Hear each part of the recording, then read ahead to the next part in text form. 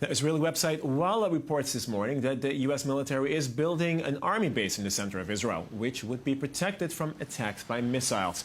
The base, which is in an advanced stage of construction, is meant to be always occupied and accustomed for emergency situations.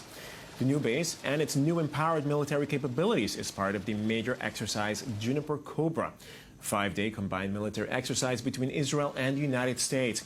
The exercise exists to strengthen American-Israeli military cooperation against regional threats and promote long-term security. Now, in recent years, it has had the additional effect of providing training in the case of a ballistic missile attack from Iran. Joining us on the phone now to elaborate on this report is our correspondent Shai Ben Ali. Shai, thanks for joining us. The U.S., of course, is the largest operator of overseas military bases and already has a presence, if I'm not mistaken, in the port of Haifa and in Dimona, in the Negev. What's different about this base? Right. Well, this base, according to the report on the Walla News website, will basically be dedicated or devoted to the missile defense, which has become really a cornerstone, you could say, of the joint Israeli and American programs in regards to security developments in the Middle East.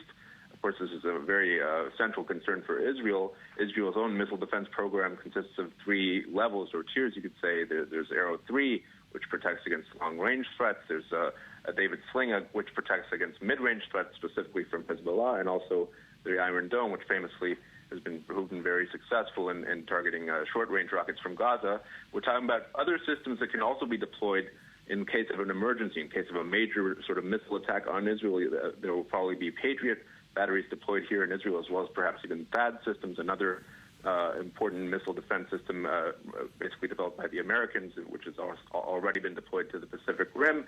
All of those could potentially be deployed in Israel in a major sort of emergency scenario.